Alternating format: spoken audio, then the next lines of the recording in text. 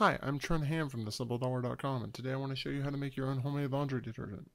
A single batch of this detergent will save you about $8 over Tide with bleach alternative. It takes about 10 minutes to make and will make 52 loads worth of detergent. So let's dive right in. So here's what you'll need. You'll need a 5-gallon bucket because you'll be making about 3.5 gallons of detergent. A bar of soap. I'm using Pure and Natural. Some brand of washing soda, some brand of borax, a grater to grate the soap, a pan, and something to stir with. Put 4 cups of water on to boil in the pan. Alright, now comes the really time-consuming part of this whole process. It'll take you about 5 to 10 minutes. You unwrap the bar of soap, take your grater, and grate the soap. That's all you're trying to do. It doesn't matter whether or not you make little flakes, little curls. Just as long as the soap is fairly fine. If the curls are kind of big, don't worry about it. What you're going to end up doing is you're going to take this grated soap and you're going to put it in the boiling water. Now we're going to take the grated soap and we're going to put it in the boiling water. As you can see, when you throw in the first handful, the water starts bubbling up kind of immediately because it's soapy, and that's what happens. Subsequent little bits that you put in won't be nearly as bubbly. The key with this entire process is to just put in a little bit at a time and stir it in, and then put in a little bit more and stir it in. If you put in a large amount all at once, you're going to make soapy clumps within the water, and it's going to be hard to stir up later. So you're better off investing a good amount of time now, say a few minutes, rather than just dumping everything in at once in a few seconds, because you'll end up making more work for yourself later on.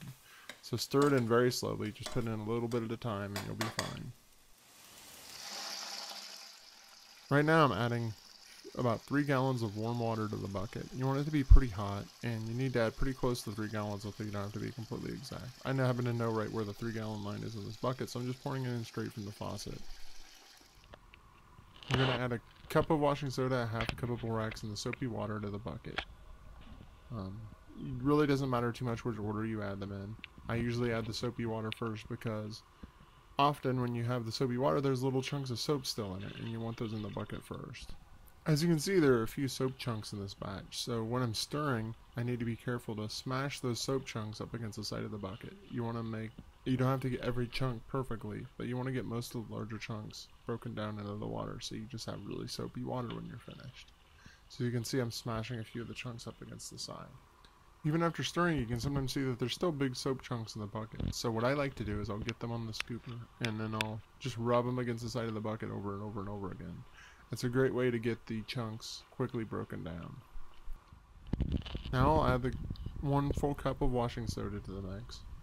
As you can see, nothing much happens, no dangerous reactions or anything. And then once that's in there, I give it another good minute's worth of stirring just to get the washing soda all mixed in. Some of the washing soda tends to sink to the bottom, so you want to be sure that you're scraping the bottom of the bucket when you do this. In a very similar way, I'll add the half a cup of borax to the mix. And again, it doesn't cause any sort of reaction when you dump it in there. And when you begin to stir it, you also want to make sure you get the bottom borax as well, because some of it will sink to the bottom. Just stir it for a good minute and you're fine. And now you're finished. If you want to put the lid on it, but put it on loosely, sit it someplace quiet and warm, and let it sit for 24 hours. And now we're 24 hours later and the detergent is finished and ready to use. As you can see, there's sometimes some soap curds on top. You can let those be, or you stir them in, or you can take them out, whichever you prefer. I tend to leave them in. I don't think they cause any real harm. Depending on what type of soap you used in the original mix, it may end up very watery, it may end up very much like gelatin, it may end up like a mix of the two, like mine is here. Don't worry about it. Any of those is fine.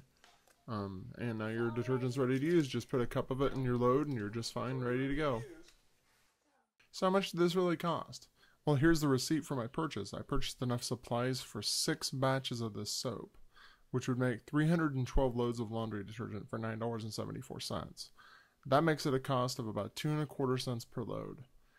In comparison, I did a bunch of price research on Tide with bleach alternative, and roughly the best price I could find on that, even when buying in large bulk quantities, was about 20 cents per load. Thus, each time you make a bucket full of this detergent, compared with Tide with bleach alternative, you save about $8. And since it takes about 10 minutes, that's a pretty cost-effective use of your time.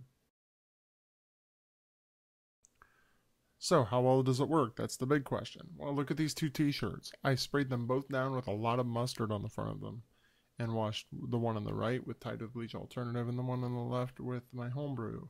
And if you look quite closely at them, there's not a whole lot of difference. In both shirts, there's a few spots where you can still see the mustard, but for the most part, the shirts are pretty clean. From my experience and from this test, I'd say that the two detergents work equally well.